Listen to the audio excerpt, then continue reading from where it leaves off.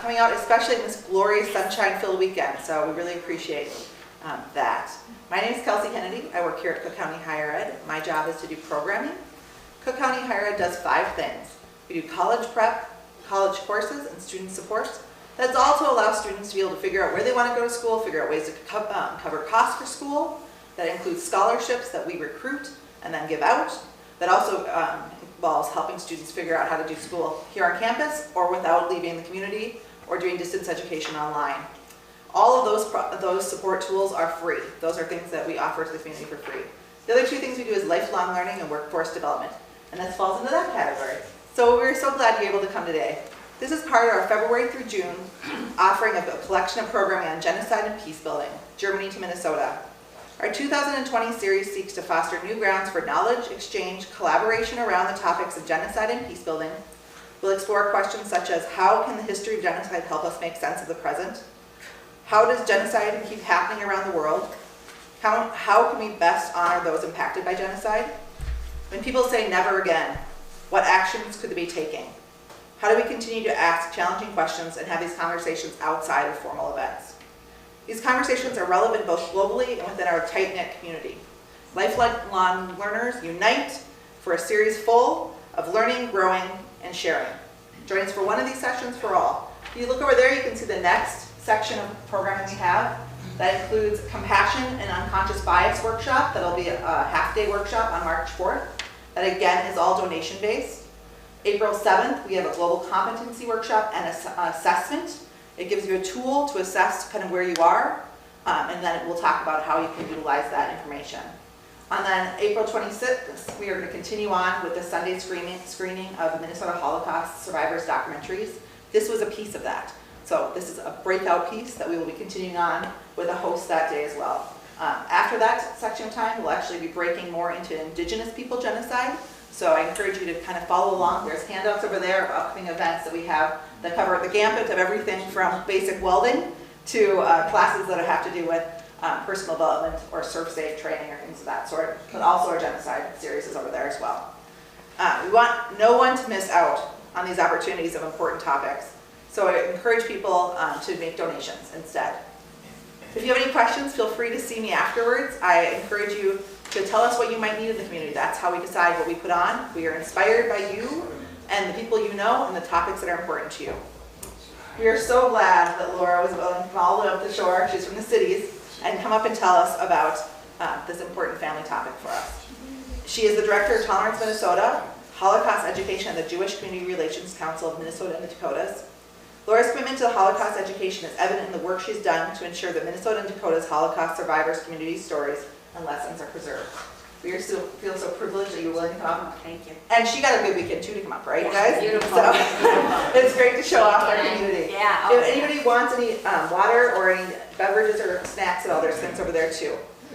This film will be shown in a 2-part, so there'll be a little pause, but that's about all that's going on. And Laura's going to lead us along. Thank you. Thank you so much. Thank you, Kelsey. Thank you, Karen. Can you guys hear me okay? Or is this not okay? Mike? It's not. Oh, it's just going to do a little bit of speaking from this piece up here. Okay. What? So- You should feel here. Is this better? No change. That's better? Okay. I'll see about So volume. I have a little intro. Thank you again, Kelsey and Karen, for having me up here. I have a little intro, give you a background about the Greek Jews, my family's experience, and then the film's a half hour, and then I'm happy to take questions after that. So as many questions as you have, but I do read a little bit of an intro ahead of time. So while not a Holocaust historian or scholar, I have over the years compiled a brief overview of the Nazi occupation and the Holocaust in Greece. It's important to understand my family's story in the context of the country's history and the attitudes during World War II. My family, the Akos family, like thousands of other Greek Jews, had deep roots in the land, which was almost wiped out, and my own personal Greek history almost ceased to exist. These facts nagged at me from an early age, and I struggled to understand the circumstances and the effect of this hatred that it had on my family. For me, the question of why this history is important is personal. I grew up knowing exactly how my grandfather and extended relatives were murdered. They met their fate in the crematoriums at Auschwitz. They were gassed. They died young, they died strong, all of them.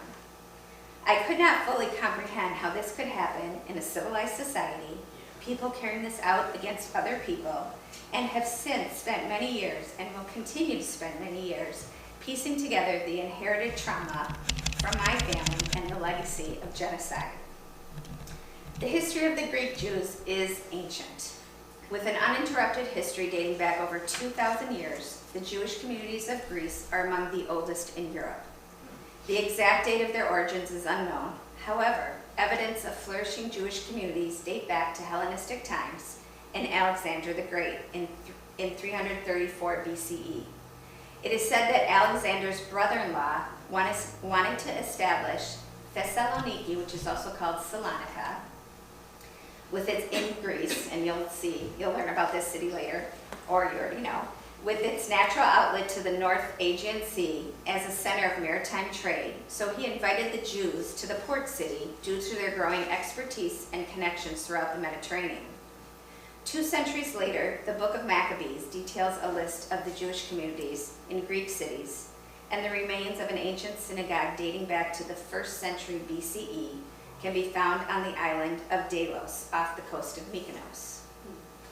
In the 4th century, when the capital of the Roman Empire transferred to Constantinople, these ancient Jewish communities became the nucleus of what is known as the Roman yoke Jews, an obscure sect of Judaism in my family's lineage. Roman yoke Jews were brought as slaves from conquered Jerusalem or Judea to Rome. To Rome. 1,000 years later, these Roman yoke Jews, heavily influenced by Greek civilization, maintained their Jewish faith but adopted many elements of the Greek popular culture. This community has survived until today, primarily in the city of Ioannina in Greece, and as Greeks immigrated to America, settled in New York, Boston, Baltimore, and Chicago. It's horrific and nearly incomprehensible that this rich and ancient Jewish culture thrived, and members were leaders in commerce and shipping, and then we were nearly annihilated, almost completely wiped off the map in as little as 6 months during the Nazi occupation. Greece was unwillingly drawn into the Second World War on October 28, 1940, when Italian troops invaded across the Albanian border. The small but heroic Greek army managed to check the Italian advances and then even pushed the Italians back into Albania, inflicting the first crack in the reputation of the Roman Berlin Axis. The Greek army fought bravely despite appalling weather conditions and Italian superiority in arms. Greek Jews couldn't be absent from this titanic struggle. About 13,000 Jews were drafted to the army and took part in the 216 days of fighting. Several Jewish officers were decorated for bravery. In April of 1941, 6 months later, the German Unified Armed Forces of Nazi Germany came to assist the defeated Italians and invade Greece from the Greek-Yugoslavian border. The Nazi occupation that followed soon after was one of the hardest and harshest in Greek history, and it is estimated that about 200,000 Greek Jews died during the first 4 years of the occupation. Then the Great Famine in 1941 and 42, execution of detained suspects, and battles between occupation forces and Greek resistance fighters all contributed to the heavy toll paid by the Greek people. Tens of thousands of homes were destroyed, damaged, or stolen by the occupation forces, and hundreds of thousands of Greeks were displaced. One of the heaviest tolls was paid by the Greek Jews during World War II and shared the fate of their European brethren. About 62,000 out of 80,000 perished during the Axis occupation of Greece. The anti-Jewish measures started where the majority of the Jews lived in Salonika. Athens is where my family lived. We worked, we played, we went to school and synagogue in that community. It is where I have returned a few times to piece together the Akos family story. I grew up listening to my Uncle Sam, who you'll meet in the film, passionately tell stories of life in Greece. Whether it was a Shabbat luncheon or a Passover Seder gathering, I found myself to be the last child at the table with my aunts and uncles speaking Greek at a rapid pace to each other, and eventually the conversation dissolving into a mixture of laughter and tears. They talked about a faraway time and a faraway land, with foreign names and people who no longer lived. Through these stories, I peeked through a window into my history and came to know my grandparents, Rosa and Menachem, whom you'll meet in the film. I remember trying to imagine them sitting there with me, saying the blessings over the Shabbat candles. As you'll see in the film, Uncle Sam was the unsung hero of his family. The relationship I shared with my Uncle Sam inspired me to begin documenting the story more than 13 years ago. Little did both of us know how valuable it was when my mother would beg me to go to the movies with Uncle Sam. He would come to our house almost every afternoon for coffee, proceed to read our fortunes in the coffee crystals, and invite me to the movies. I often refused to go, but the few times I did created an opportunity for us to get to know each other. At the Highland Theater, he would buy me popcorn and candy, and then proceed to fall asleep as soon as the movie started. These afternoons were simple, yet started our lifelong connection and my interest in my family's history. As I began having children of my own, I realized there was a need to pass along our family's history or it would be lost. My mother kept a box of pictures and occasionally would go through this with me and retell stories of what she knew.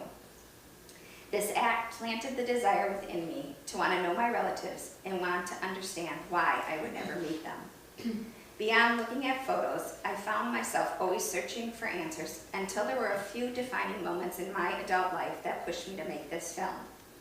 The first was finding a book called Sonder Commando. It was by a gentleman named Daniel Ben-Hamas. It was at the United States Holocaust Memorial Museum at the bookstore, and it was 1993. Do people know what the Sonder Commando is? The Sonder Commandos were groups of Hungarian or Greek Jews that would put the bodies after people died in the gas chamber and put them in the ovens. And the most horrific task that could ever be done on earth. And it was a highly dangerous group to be in because you were killed every, say, 3 or 4 months so that you couldn't retell what your job was in the camps. And they often put people who didn't have the common language of Yiddish so that you couldn't communicate with each other. So where the Greeks spoke Ladino, Hungarians had different language, and they thought that by putting foreign people together, they couldn't communicate or rebel. So this gentleman is a Greek Jew who was part of the Sonder Commando. This book had a deportation list of all the trains that transported the Greeks to the concentration camps. This, for the first time, I was looking at a primary piece of evidence that could root my family's story to a date, a time, a location, and a famous scenario that took place on the platform at Auschwitz, that had been told to me multiple times and I could recite by heart. Searching these train deportation lists, I came to assume my relatives were gassed upon arrival at Auschwitz around April 11, 1945. We were told that my grandfather was a strong, charismatic man when he arrived at this infamous platform.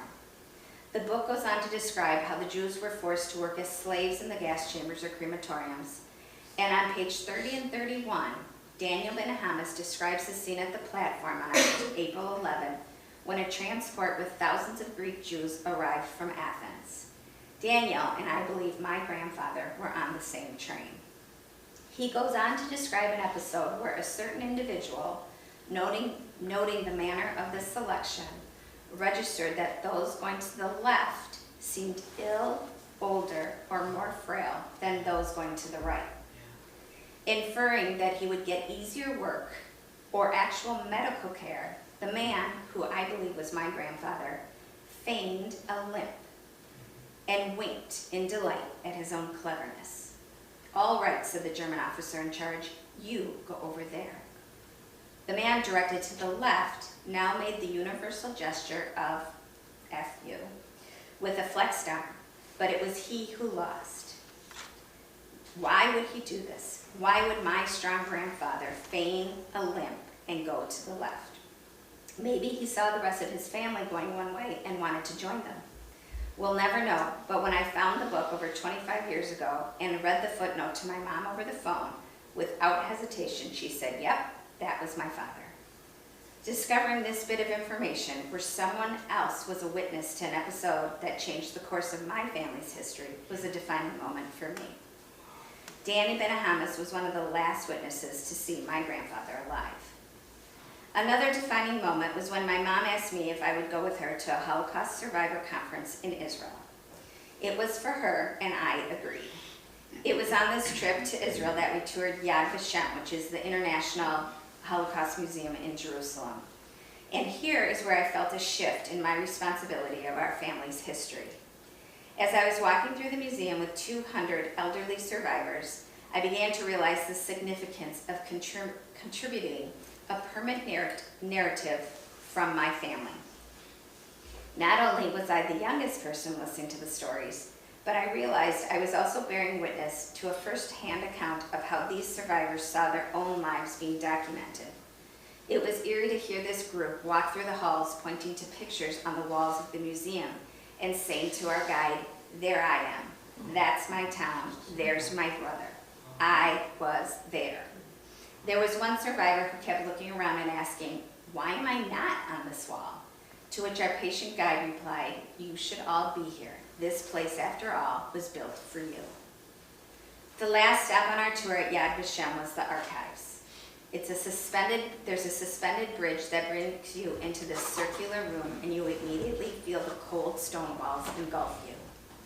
Below the bridge, dug into the earth of Israel, is a memorial pond, which purposely captures each person's reflection, personally connecting you to the space. The walls are lined with enormous bookshelves leading up to the heavens. Yona, our guide, told us that this was the most important room at Yad Vashem because it was the place where the museum was storing and naming every Jew from the 6 million who perished. Not just the story of a person's town or a population from a certain city, but each survivor's story, 6 million pages. One of the survivors asked Yona why there was only about a third of the shelves filled. Why create this enormous cavern to house mostly empty bookshelves? Yona simply explained, this is a waiting room. The bookshelves in the land of Israel are waiting for each of your stories. Each story holds the history of a family, the history of a culture, the history of customs, and each shelf will wait until you are ready to tell your story. Well, that was it. For me, that was it. Yona was the messenger and I was the receiver. Right there was where our family story belonged. She told me loud and clear, and she gave me permission. I began to record my uncle, mom, and aunts with an analog camera to retell their history.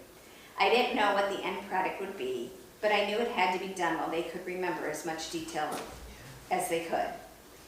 They were all children trying to piece together a collective memory of their world, which no longer existed, and I was always thinking about the bigger piece of the puzzle. Why so much hatred towards the Jews? Why didn't the world do more to stop the Nazi expansion? What was America's role? Why did neighbor turn in neighbor?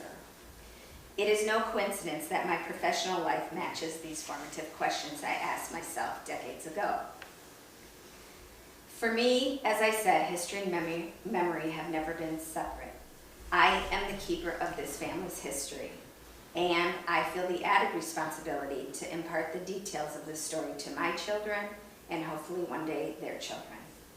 This film is really a humble attempt to breathe life back into my grandparents' memories and peel back my history, to give life to their names, to give details to their history, and to give this history a place in our generation. So now we can start the film.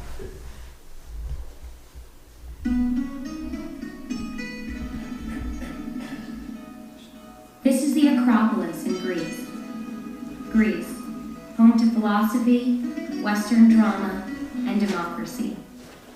Greece is the foundation for much of the history of Western civilization. It also holds the history of my family. They went to school, the market, and synagogue in the shadow of the Acropolis. This is my family, and in this picture, I see my history. I see my grandfather, Menachem, who fought with the partisans in the mountains of Greece. I see great Aunt Esther, who led her sister and her children to safe hiding. I see Tula and Maki, the bride and groom who met their fate together. I see my grandma, Rosa, and Uncle Sam, who would soon be required to leave their family into hiding through a civil war, and eventually begin a new life in America. I see my mother, Mary, innocently in her babyhood, sitting on her mother's lap. She will suffer from enormous losses: loss of country, loss of family, loss of heritage. This photo hangs in my mother's house, and in my sister's house, in my aunt's house, and in my house. Their faces stare out at me, the keeper of their story. This is our story.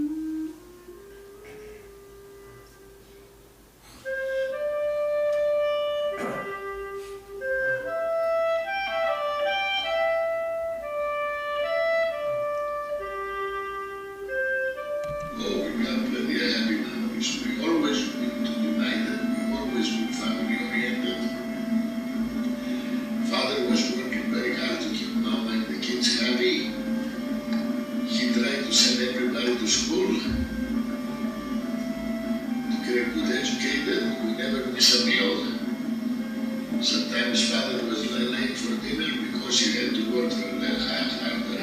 Otherwise, mama always left enough money for mama so she can buy the goods for the day. So we have hot meals morning and night. We all born in the house. We didn't have enough hospitals to be born over there. She was preparing the meals for the family. Also, one gathering with most of the Jews and families was the Sukkot and the Purim. While families lived their daily lives in Athens, Germany was voting the Nazi Party into power. In 1924, the Nazi Party won 24 seats in the German government. In 1930, 107. In 1932, 230 seats. And in 1933, Hitler became the Chancellor of Germany, and the first concentration camp was built.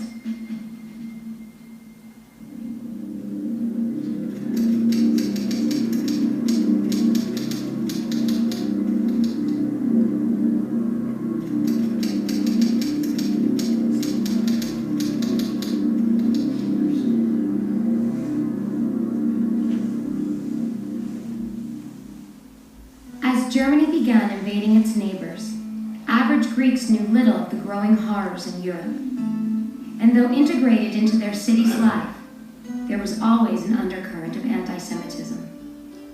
Jews lived in a delicate balance with their Christian neighbors. Well, my first memory growing up in Greece is playing on the street with the other children. The most memorable part of the courtyard is a fig tree. It was a comfortable home. The thing that people don't realize is how primitive things were in Greece. Yeah, there was no indoor plumbing that I remember. Well, I remember the neighborhood was distinctly Jewish. Every other home was Jewish. But there, of course, there were other Greek Christian families. It was like you live within an extended family.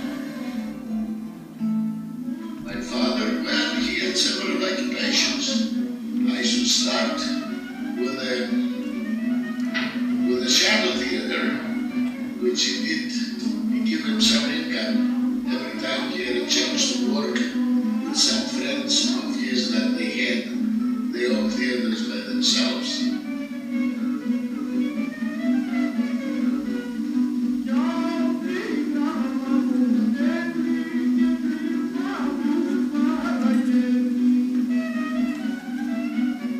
was a merchant, goods, what they call that, house goods and flannels and clothes and anything that you can wheel and deal, for profit. Also, when we come to Athens, it was the first time that he bought a taxi with payments, and he was working in that too. He was very, very hardworking.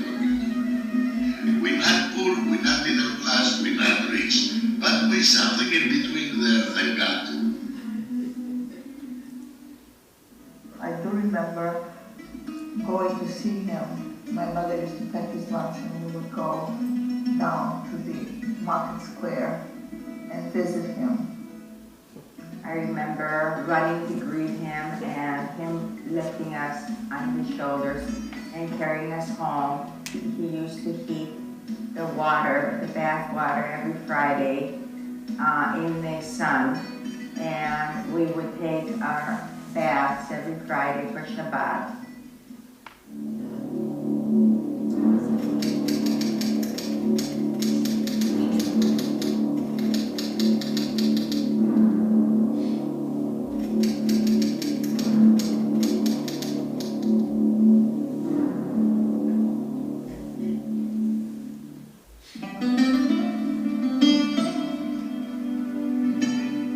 Romaniot Jews are Jews who lived in Greece before the time of Jesus. Stories tell that when Romans sacked Jerusalem in 70 AD, they were transporting defeated Jews to work as slaves in Rome. These ships were wrecked on the Greek coast, and in time, these Jews started communities in Corfu and Ioannina. Eventually, these people were called Romaniot Jews. The Akos family is Romaniot. They looked Greek, they spoke Greek, they had Greek-sounding names. They were part of the Greek community, except they were Jews. They celebrated Jewish holidays and kept Jewish traditions. Menachem and Rosa were born into these traditions.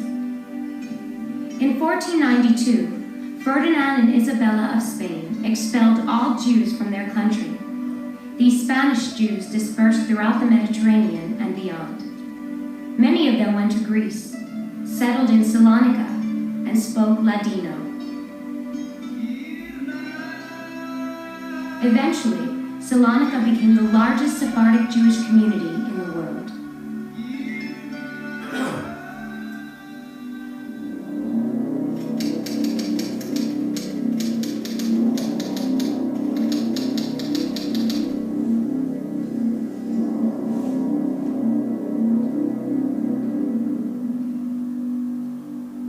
It was nothing that we prepared for a war, October 28, 1940, when Benito Mussolini and his Italian hordes attacked Greece through Albania.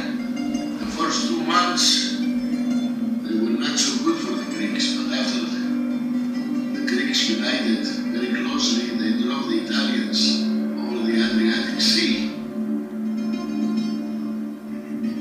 When Mussolini failed to take Greece, German stormtroopers rolled in. Saloniki ist in deutscher Hand. Hier ein Weltkrieg. In only 2 months, Greece surrendered to the enemy Axis powers and was divided into 3 sections: Italian, German, and Bulgarian.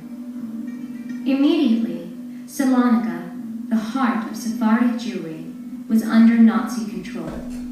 Now Jews of that city, like those of Germany, Poland, and Czechoslovakia before them, were forced to wear the Yellow Star of David. By 1943, inhumane treatment and deportation to concentration camps began. At this point, Menachem had the foresight to hide his taxi and protect gold he had bartered for over many years. His planning would help his family survive the war. But also there he had a taxi cab that it was very unique that time, but we cannot use it because lack of gasoline and lack of the people riding the cabs, and also the Nazis were confiscating anything that had wheels on it. So my father has taken the wheels out of the cab and given to a friend to put it in the basement, and hide the whole entire torso of the cab and cover it with straw and bamboo things, the cab, so nobody would see it. My mother had a sister, and her sister was a widow. She had a friend. Her friend's name was Mrs. Ayano, and Mrs. Ayano lived in a suburb of Athens, near Smyrna. And this woman had a bigger house than the normal Greek had. She was more affluent. She could afford to part with one room. So she invited my aunt to come with her family, with her sister and us to hide there. So the preparation that I remember is taking chests, putting a lot of the things that were valuable, and that chest went to the neighbor across the street. And then we just left.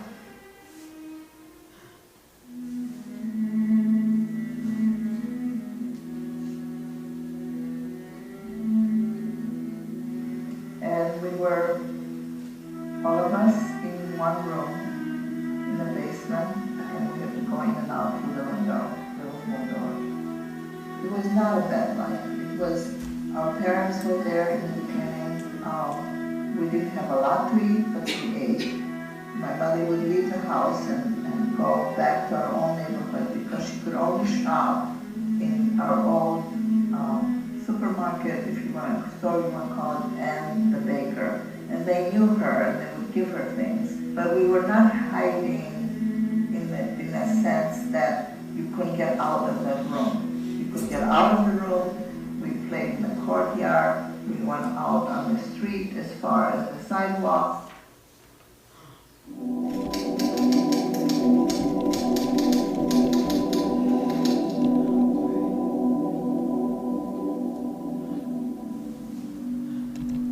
Under the Italians, Athens had not changed, but soon the Nazis took over the government.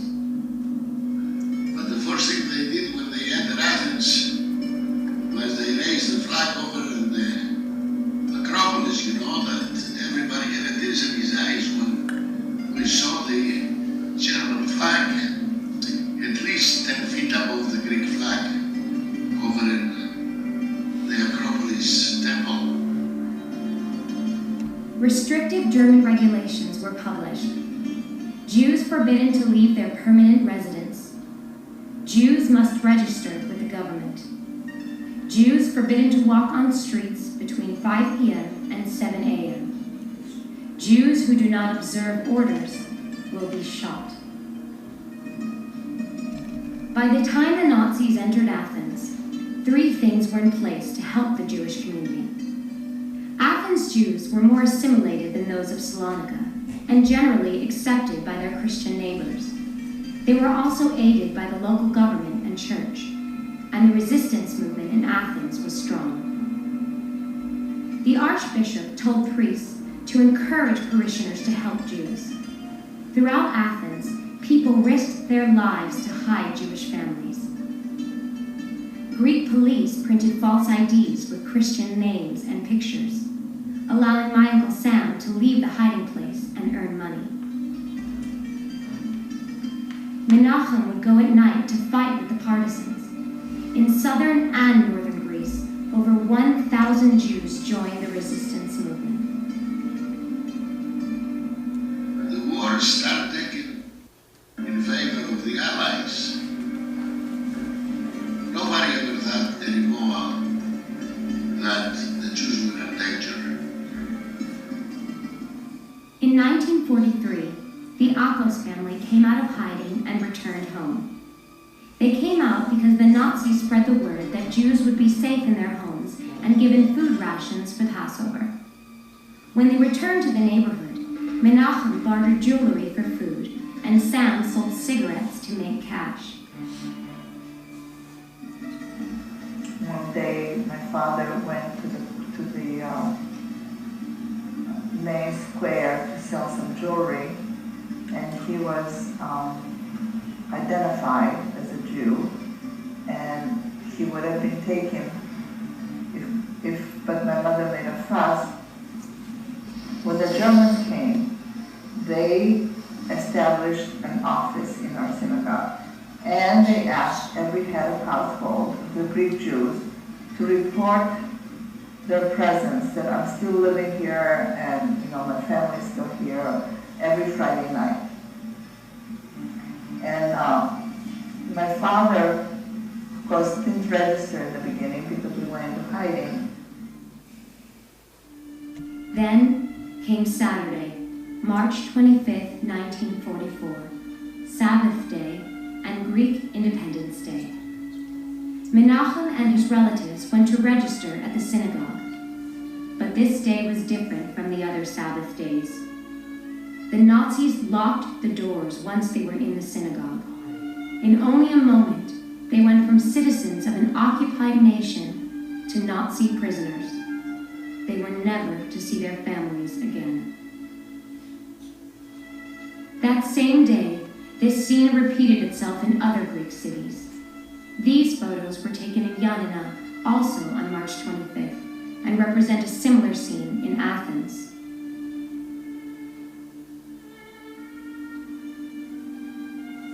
When the word came back to the neighborhood that people were being put on trucks, some people ran back to see what was going on.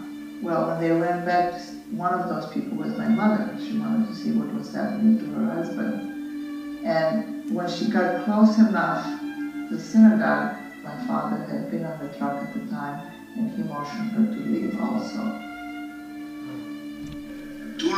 Two kids wanted to go with her husband. So she took the two kids and she went over and surrendered to the Nazis. The same thing done by Esther, mother's sister, that she said she wanted to be with her brothers.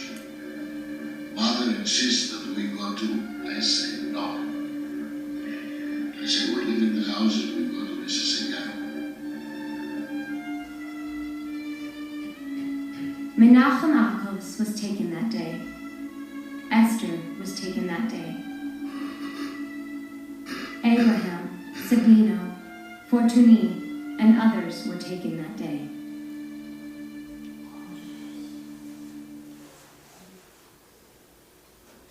Menachem, husband, father, provider, was now gone. 15-year-old Sam became breadwinner and protector for his mother and 4 sisters. They went back into hiding.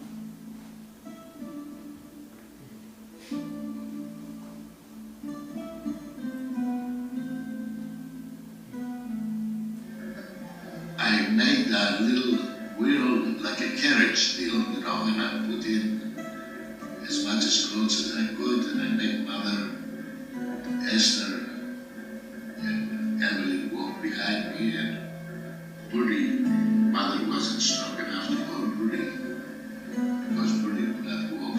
The journey to that was not too good, it was very tiring. We arrived to Mrs. Ayan when she welcomed us. She gave us back the old room. There was a push cart that we had to take with our belongings, I guess. I wasn't able to walk, I was too young, so he would carry me on his shoulders and push the push cart and me, and so he felt that there was a special bond between the two of us because he took care of me. We had to pretend that we were Christian, that we were distant relatives of Mrs. Sayano from some northern city. My mother had made me go to the church, and I had to cross myself and pretend that I was Christian, so that to further solidify the belief that we were indeed Christians. The Germans were there with an interpreter, a Greek interpreter in a uniform of Nazi. And he called me over and he said if I was a Jew, and I said, no, I'm not a Jew. And the guy was insisting that I was a Jew, so I was having a rope around my pants for a belt. So they pull up a knife and cut the rope and make me put my pants down to see if I'm a Jew or not. But I was so scared and so shrank that it was like almost nothing there. That showed almost that I was circumcised, so they give me a flop in the head and they let me go. Winston Churchill come out every day on the radio, and one time he said, "Great people, even if you take and damage one screw out of the great German machine, you lead us one step towards victory. Do whatever you can." The penalty from listening to the BBC that time was immediate death. After they got in, food and medical supplies began to disappear from every corner of the market. Almost a month or two after that, people started dying from starvation. With the help of Mrs. Señor a little bit, was giving us a little bit of food every time she could. I started sewing shoes on the next barracks, about 2 kilometers farther from Mrs. Señor's house. It was a German barracks.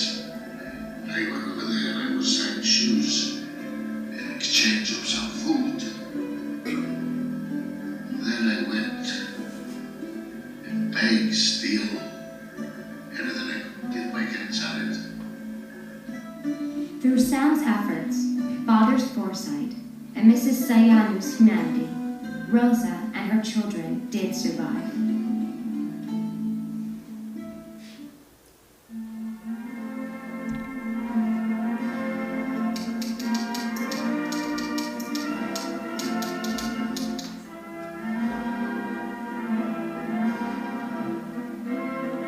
The radios were playing the national anthems and the patriotic songs.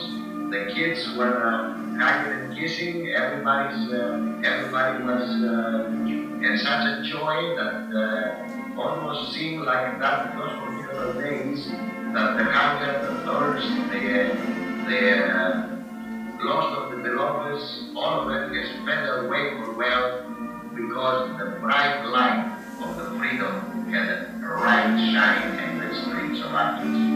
And I thought that before, when father was gone and we come back in our own home, my mother and I, we took the cab out and we put it back with the help of the Greek government restoring our license. Through the cab, we will try to survive. German occupation was horrific on the Greeks. Over 300,000 civilians died from starvation. The Greek economy was ruined. Thousands died through German atrocities. In 1941, approximately 77,000 Jews lived in Greece. Even though deportations didn't begin until March of 1943, Greece lost at least 87% of its Jewish population during the Holocaust. Between 60,000 and 70,000 Greek Jews perished, most of them at Auschwitz-Birkenau. Today, 5,000 Jews remain in Greece. This was a time of incredible stress and deep poverty for Rosa and her 5 children. Rosa remained in shock for many years, searching for a glimmer of hope that Menachem had survived.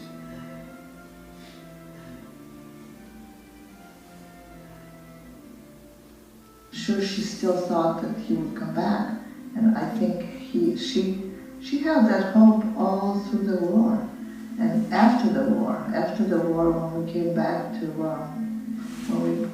our home, all I remember of my mother is going from agency to agency trying to find out what happened to her husband, until somebody that had survived Auschwitz came to our neighborhood, said. And everybody from the neighborhood came into somebody's home one day to find out what had happened to their relatives, because that guy was a survivor. And that's when my mother was told that her husband and her sister, her brother's wife and 2 of his small children died the first night. Were the people that went to the left and went to the crematorium the first night.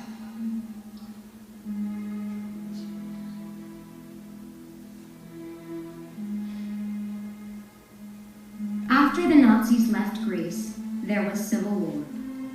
The Akos home was taken over by the communists.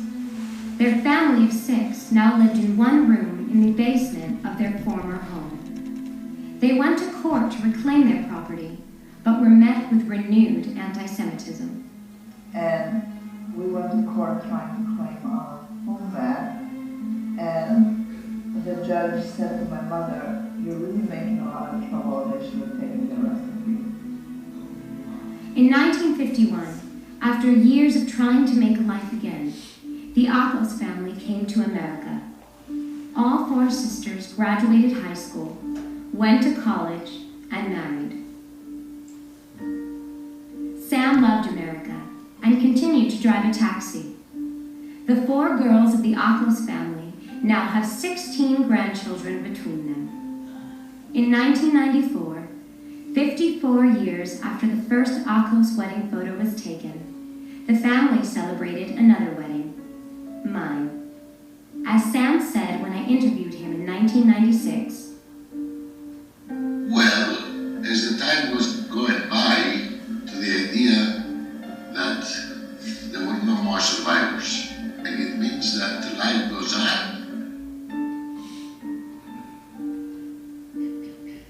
The truth is that there is no imagination, and the greatest author of the world can never describe the truth of this Holocaust. There is no pen sharp enough to write exactly what happened, and there is no mind big enough to believe the things that have took place between the rise and fall of the Third Reich.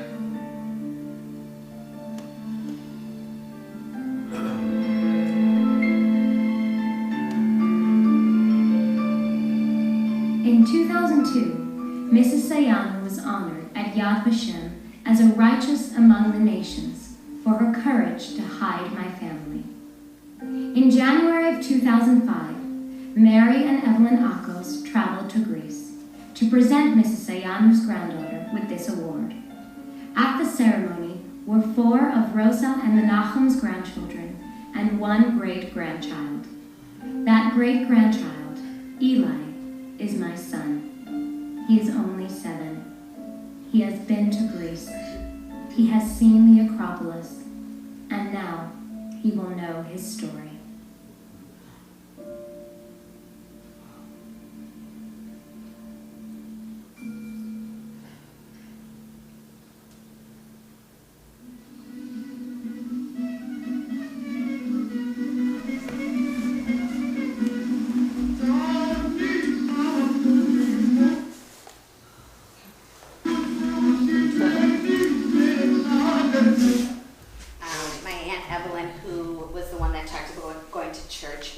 Herself.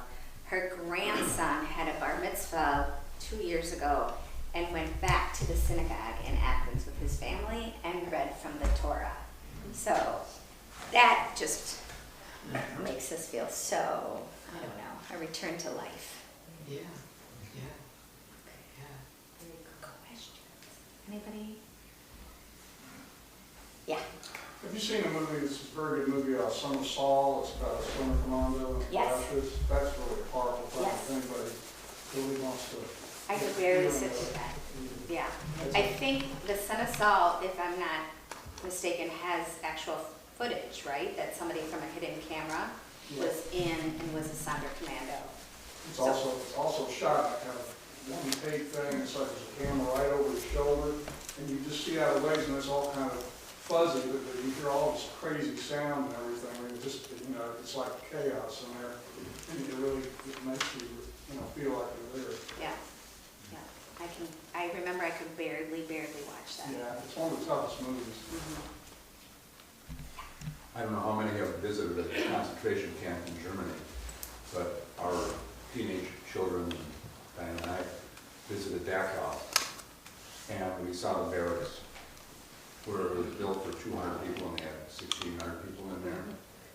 And we we walked through the gas chambers into where the ovens were. And then we saw the shooting gallery with the posts where they took target practice as the Jews. Right. It was one of the most moving events, and the medical experiments. Yes. They showed us that. Yes. There was a sign in that building that said, "Please be respectful. No loud talking." And you didn't need to put it in there. No. Everybody was just, it was a very life-changing experience for the four of us. So if you ever have an opportunity to go on, I imagine you've probably been to one, but Just recently, actually, my mother's passed away, and my dad has made it his mission to take his grandchildren, and we went to Mauthausen and Theresienstadt 2 years ago. if anybody has an opportunity to do that, Yeah. do so. It'll just change it forever. And yes, there's a great Holocaust. Well, it's the Museum of Human Rights in Winnipeg. I've heard, yes. That took us 2 days. And we didn't finish. Well, that's just it. I mean, the stories are, one's more, incredible than the other, and that one of the main messages when I teach teachers to teach about the Holocaust, I say if you don't talk about the human story, forget it. You have to pull through that this was about Rosa and Mary and Evelyn, and you have to bring people alive. Otherwise, it can be too overwhelming for kids, to break down the 6 million. It can become too impersonal if you just study the military expansion. But you have to talk about anti-Semitism, and you have to talk about people's stories enough that you get to know them. So on the 26th, is it other documentaries like this one? Are you using the other ones on this? Yes. So after this, I was fortunate that I was changing jobs, and my boss at the JCRC said, "Oh," and I said to him, "I'm making this film on the side. It's hard to do as you're working and raising kids, but I have to finish it." And he said, "Well, if you put a curriculum behind it, we'll use it as a program." And then we went on to make 4 other films from Minnesota survivors. So some of them are 15 minutes, some of them are a half hour. They're all streamed online for free, because the idea is that I want teachers to use them in the classroom. So I think you're going to show a couple of them. Okay, we'll have a host that day that will be speaking about them, as well as giving a handout to think about while you're watching the film as well. Okay. So. Who are the survivors that you're going to be featuring? In the film? Yeah. So the Esther Lateris is, her story is called But Some Survive. And her kids are, just met Sylvia Fine and Lily Chester from the cities. The other person is Hinda Keyboard. She's passed away, and her daughter is Joni Sussman. And then there's Sam Rafowitz. That is a lovely, lovely story. He's a lovely man. He's still alive. And then, do you know, are there? We're doing all of them. I know there's one I'm missing. David Fischel. And his family is Bob Aronson and Bobby Aronson. And Bob is an immigration lawyer down in the cities. Danny? That's my husband back there. I have seen the film a few times. I'm always moved at the end when Eli is standing there and the Acropolis scene looking out. But one of the things, I also noticed something new, and one of the things that struck me was when Laura Zampastor was talking about the room they were hiding in. The 5 of them were in one room in a basement. They could go out through a window. And she says, it wasn't so bad. And I can't imagine what that would be like to go through something like that for years, and what the mind must have to do to protect itself. And the fact that she thought it wasn't too bad really struck me that it's kind of horrible. went back. There's another story where they talk about, well, every once in a while, Mrs. Siana would have an extra can of peas. Or was this when they were at the orphanage? They talked about canned peas and how they still have a connection to that as well-being and nutrition. And eggs. So I did ask my Auntie Esther, why did you say it wasn't so bad? And she said, because my mother was still with us and hiding. And as a young child, as long as you know your mom is coming back every night. Did she say it, and did she say it before her father was taken, when they were all together? I have to remember now. I think it was because Menachem was still alive and hadn't been taken.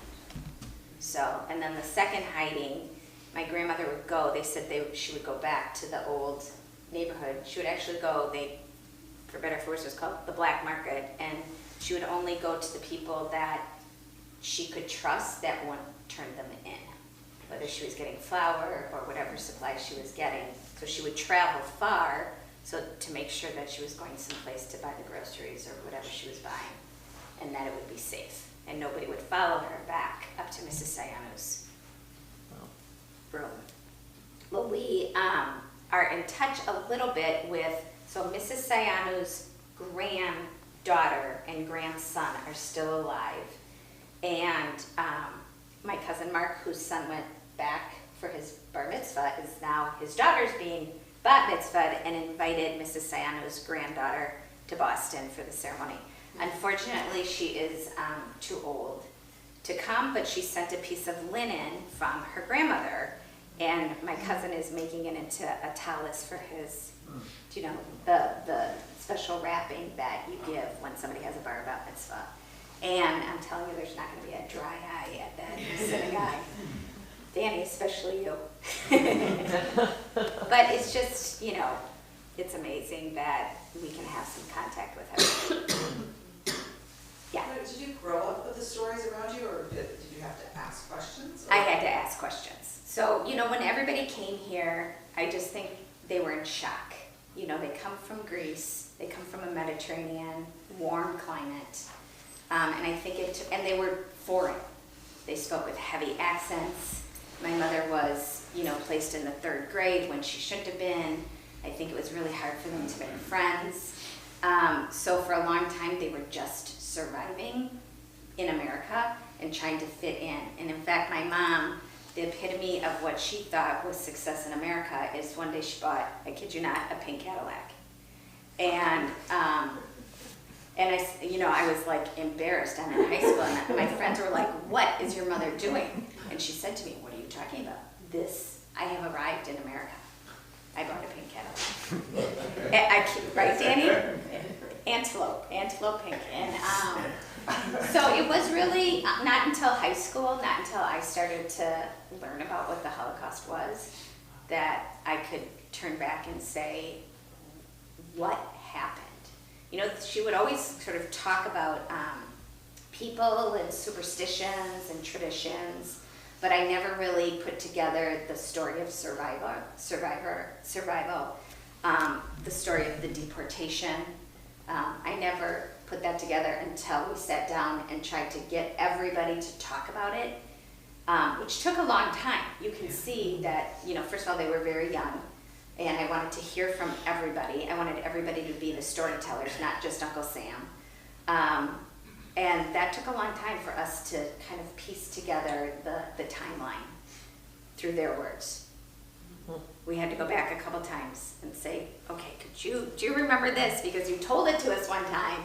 We're gonna say go, it's the camera guy. Can you just tell this story? And that took a long time too. Where did they settle when they came? St. Paul. So straight from Greece to St. Paul. My Uncle Sam came to New York. Okay. He was sponsored by a man with a clothing factory. Mm-hmm. And then it took him a couple years to save money, send it back, and then my grandmother and the girls could come over.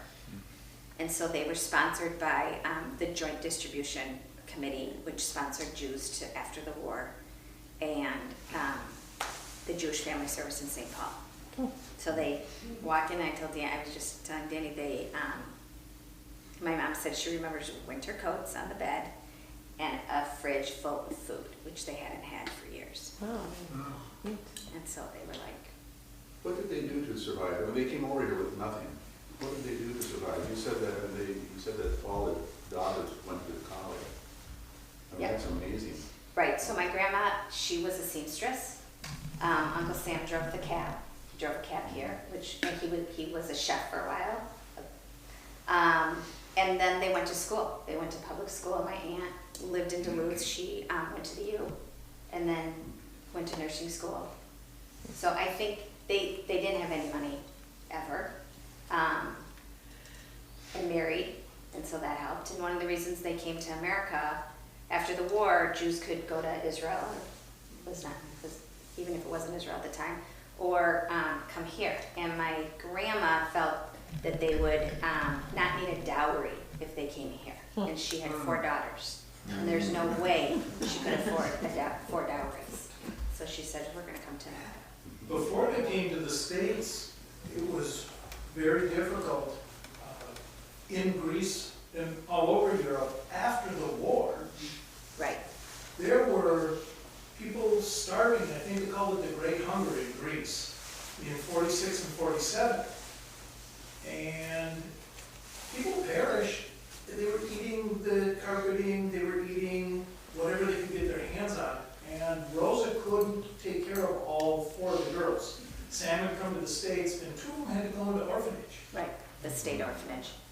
And that's probably where my mother remembers she would bring eggs and she would poke a hole in the egg and make my mother eat the egg raw right there in bed because she was so malnourished. So there's, as a second generation, and I've heard this from other second generations, we don't go far without food, really. And it's a thing because when you've grown up with somebody who is almost starved, that you sort of always have your provisions with you.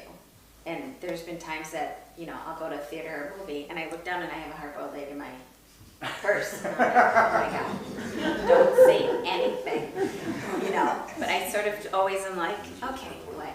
And my mom was the same way.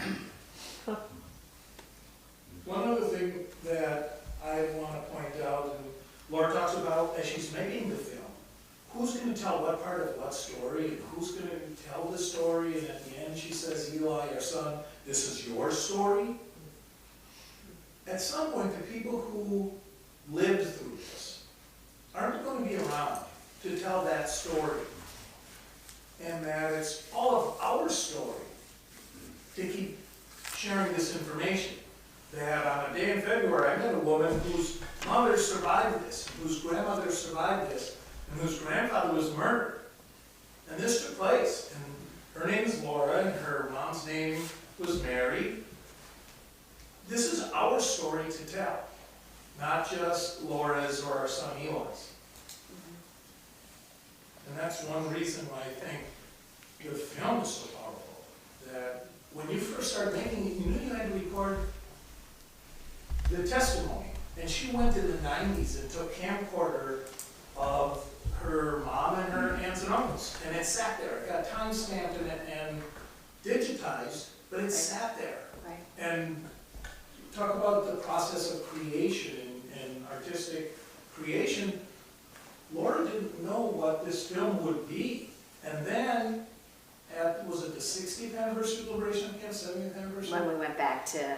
They decided to honor Mrs. Sayano as righteous among the nations. Back in Salonika, which was huge. It was the first Holocaust remembrance event taking place in Salonika, because for a long time, the Jews had sort of said, we were victims too, which there's a few countries around the world that are writing history to claim that they were victims as well. And so this was a very significant commemoration that was taking place, and so that's why 13 of us went over there. And had you made the film, completed it right away, right, that footage would not have been part of the movie. Right. So it was an amazing process to see take place, that you knew it was your story to tell, you didn't know how you were going to tell it, and it came together. I have 2 questions for you. Yeah. One, the chest that went across the street, that was full of the family memories. Did that something that they had to track down? So there were actually a couple different things. One, the linens, they were actually able to bring over, so they kind of kept some of the easier things that didn't weigh a lot. But no, there was lots of pillaging and theft that took place after Jews would be deported. People would go. The woman across the street, I feel like there was a time that my aunt went back and knocked on the door and said, I think you have some things of ours. And no, I don't know who you are. No. And that is common. That is very common for people to try and go back and reclaim, and people saying, I don't know what you're talking about. The other question is, your son, what is his relationship to this? How does he respond to having maybe the burden or, have a story that's so valuable to tell? But as a teenager, Yeah, well, now I have to update that because now he's 23. Oh. And actually my daughter one time my daughter sort of absorbed it, I think, a little bit more because she was very close to my mom. My mom raised her as a little girl, and so there was an event where my daughter said some words about why this was important for her generation and introduced my mom, which was really a lovely connection. But also other descendants have shown the film in their high school or their Sunday school class. So that's amazing to see for me, because it can't just stay with me. It's got to be part of the next generation and the next generation. So. The amazing, unbelievable thing is how we as human beings could make that all happen. Yeah, I mean, I don't go into the history of anti-Semitism, but, there's factors leading up to that. A long sort of these conspiracy theories and these tropes that, keep anti-Semitism alive and well, and we see that played out today, unfortunately, and from Mein Kampf being it was banned for 70 years and now it's not banned anymore and it's one of the best sellers again. To the Protocols of the Elders of Zion, I don't know if people have heard of that. That is a book that was written in Russia in the turn of the century and translated into, a ton of languages, but it started that conspiracy theory that Jews control the media, Jews control the banking system, and that just really started to spin. And in Mein Kampf, Hitler quotes from the Protocols of the Elders of Zion. And it's just really scary as can be that people hold on to these stereotypes, these false narratives, and so we just continue to teach about it. We do. We go in my day job. There's 8 of us, and people talk about it at the state capitol. People misuse, trivialize Nazi references in politics, in education, on social media. So we have people that teach about it all the time.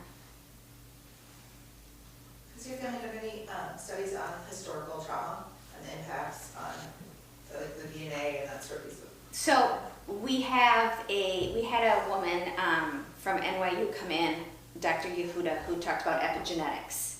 And so we have had some speakers come in. Epigenetics is the fact that if a generation has been through some trauma, that there's an imprint, I believe, that happens on the DNA of the next generation, and it can show up as anxiety, depression, different ways, right? And I actually feel that one of my sisters suffers greatly from, I'm going to just say post-traumatic stress, even though she did not live through it. She was so emotionally attached to my mom that I think, and so was I, but not in a different way, right? And that my mother's sorrow and loss became kind of her essence of who she is. And she suffers greatly today from mental illness, which is really sad to see. And I think, Rosa, as she went around, my aunt said she went around from agency to agency to agency. I actually heard it was crystal ball, the person, Fortune teller? fortune teller. They would go to fortune tellers to see if people were still alive. And once they said, you know, it's time to go to America, I don't think we have any more relatives, my mom would say that her mom sank into a deep depression and that she doesn't know how she came to America, how she became a seamstress. And she developed cancer very early and died, probably from, right, all the stress and the makeup that happens. And that I think that all of them suffered from some form of depression. Post-traumatic, I mean, right?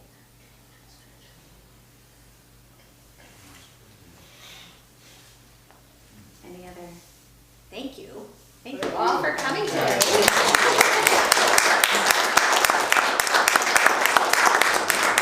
I encourage you to hang around if you have some just one-on-one conversations that you want to have. I do want to say if you grab this handout, this will have the information about the upcoming workshops, and that includes the historical trauma workshop that we'll have. Understand the impact of historical trauma will be on May 16th.